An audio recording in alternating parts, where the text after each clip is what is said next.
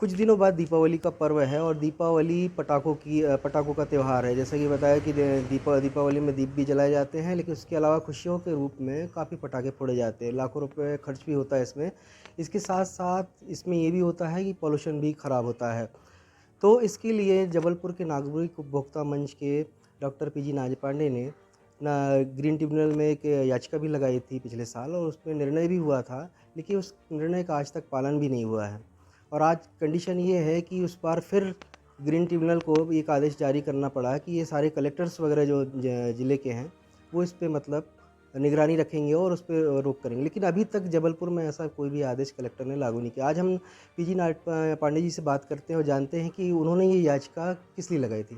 नाज पांडे जी, ये याचिका जो लगाई थी आपने, क्या कारण था इसका लगाने का? देखिए, वर्ल्ड हेल्थ ऑर्गेनाइजेशन और इंडियन मेडिकल एसोसिएशन ने स्पष्ट बोला है कि कोरोना अभी ख़त्म नहीं हुआ है और कोरोना काल में अभी तक आपको बहुत सतर्क रहना पड़ेगा। हो सकता है तीसरी लहर भी आ जाए। इसी को देखते हुए हम लोगों ने ये याचिका लगाई थी कि कोरोना काल में पटाखों के पर जो प्रदूषण हो रहा है उसके ऊपर प्रतिबंध लगाया जाए।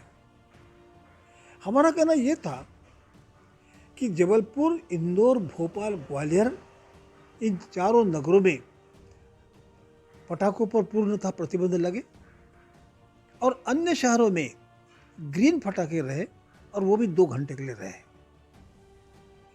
माननीय नेशनल ग्रीन ट्रिब्यूनल ने हमारी याचिका को बहुत ही गंभीरता से लिया और इस गंभीरता से लेते हुए उन्होंने परसों एक अहम आदेश जारी किया है। उस आदेश में ये कहा है कि जहां पर भी देश के जहां पर भी वायु प्रदूषण इंडेक्स, जिसको एयर क्वालिटी इंडेक्स जिसको बोलते हैं, यदि पूरा है तो वहां पर टोटल बैन रहेगा प्रदूषण, किसी भी प्रकार के कोई पटाखे नहीं रहेंगे।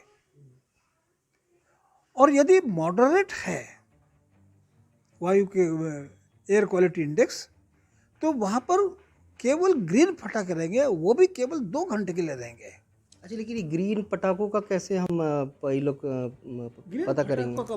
ग्रीन पटाखों का मतलब ये होता है कि जहाँ पर केमिकल्स जैसे बेरियम सॉल्ट, जो इस टाइप के पटाखे जो वातावरण में प्रदूषण निर्माण करते हैं और घातक होते हैं, ऐसे पटाखे जो उनका उपयोग नहीं करना, उसको बोलते ग्रीन पटाखे बोलते हैं। लेकिन जब पटाखे की दुकान जो लगती है, तो ये तो बेचते नहीं हैं, पब्लिक भी लेने जाती है, तो पब्लिक को तो पता नहीं रहता। अगर वो मांग भी रही है ग्रीन पटाखे, तो कैसे वो पता चलेगा कि वो ग्रीन पटाखे हैं या ग्रीन पटाखे के ऊपर स्टिकर लगाया जाता है, ये ग्रीन पटाखे है।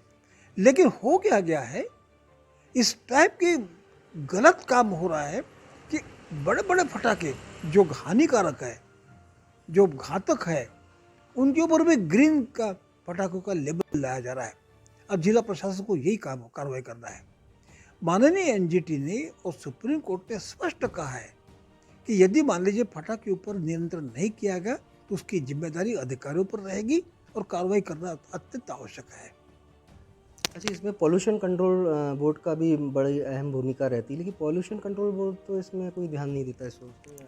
पॉल्यूशन कंट्रोल बोर्ड को समय समय पर वायु इंडेक्स डिक्लेयर करना पड़ेगा, उनको समय से पूर्व जांच करना पड़ेगा, रोज जांच करना पड़ेगा।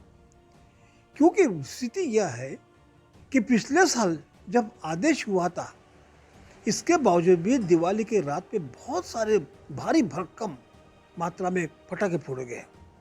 नतीजा ये हुआ कि दिवाली के दूसरे दिन सुबह 15 नवंबर 2020 को जबलपुर, ग्वालियर, इंदौर और भोपाल में इतना भारी खराब स्थिति थी कि कहीं कहीं जगह तो फिर से लॉकडाउन की नौबत आ गई थी। ये स्थिति फिर से न होना चाहिए, इसलिए पॉल्यूशन नियंत्रण कंट्रोल बोर्ड को भी समय समय पर ताबड़तोड़ अपनी कार्रवाई करना चाहिए, अन्यथा तो काम नहीं होता है। तो एक रिपोर्ट आई थी अभी कि 25 अक्टूबर को भी काफ़ी पॉल्यूशन अन्य महानगरों की अपेक्षा जबलपुर में ज़्यादा था। मैं तो टाइम्स ऑफ इंडिया को धन्यवाद देता हूँ कि उन्होंने बहुत अच्छी रिपोर्ट पब्लिश की। उन्होंने ये कहा है कि 25 अक्टूबर को इंदौर, भोपाल, जबलपुर, ग्वालियर में वायु प्रदूषण की ये स्थिति है कि वो स्थिति जो हमेशा बोलते कि दिल्ली में बहुत खराब है, लेकिन दिल्ली से भी ज़्यादा खराब स्थिति थी, ये उन्होंने पाया है और तत्काल कार्रवाई करने की बात की है। ये मैं टाइम्स ऑफ इंडिया को इस बारे में बहुत धन्यवाद देता हूँ कि अहम रिपोर्ट उन्होंने जनता के सामने लाया है। अभी जैसे ये प्रशासन अगर नहीं मानता है, अब आप तो इतना सा मतलब लोगों को जागरूक करने के लिए कर ही रहे हैं, तो इस पे फिर अगला कदम क्या उठाते हैं? कहीं और सुप्रीम कोर्ट वगैरह जाने का विचार है? हम लोगों ने ये तय किया है कि एक तो सुप्रीम कोर्ट में हम लोग अवमानना याचिका दायर करेंगे, दूसरी याचिका जिसको बोलते हैं एग्जीक्यूटिव एप्लीकेशन, वो तत्काल हम लोगों ने ये तय किया है कि नेशनल ग्रीन ट्रिब्यूनल में भी दायर कर देंगे। समय समय पे आप लोग ये प्रशासन को भी जागरूक कर जगाते हैं, लेकिन प्रशासन एकदम इस पे कार्रवाई नहीं करता, तो आपको क्या लगता है कहीं ना कहीं प्रशासन भी ढीला या हिला हवाली करता है कार्रवाई करने में? प्रशासन दबाव में आता है।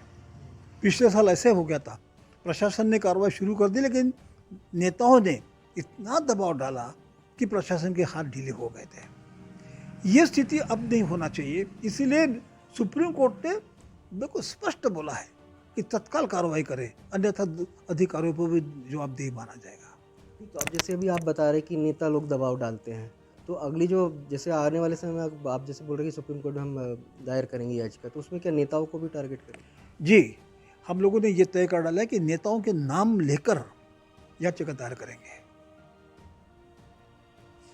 तो जैसे कि नाच पांडे जी ने बताया है कि दीपावली में जो प्रदूषण फैलता है उसके लिए एनजीटी में जो उन्होंने याचिका दायर की थी, एनजीटी ने जो आदेश भी दिया है, लेकिन अभी तक उसका कोई भी मतलब यहाँ पर ऐसा कोई ठोस कदम उठाया नहीं गया जिला प्रशासन के द्वारा। अब देखते हैं कि अगर इस बार अगर यही हाल रहा तो नाच पांडे जी ने जैसे बताया कि सुप्रीम कोर्ट तक वो जा सकते हैं। तो हम इंतज़ार करते हैं कि इस दीपावली का, कि दीपावली में शासन प्रशासन क्या हरकत में आता है और क्या कार्रवाई करता है, वो देखते हैं। जबलपुर से नवभारत टाइम्स के लिए मंगलेश्वर।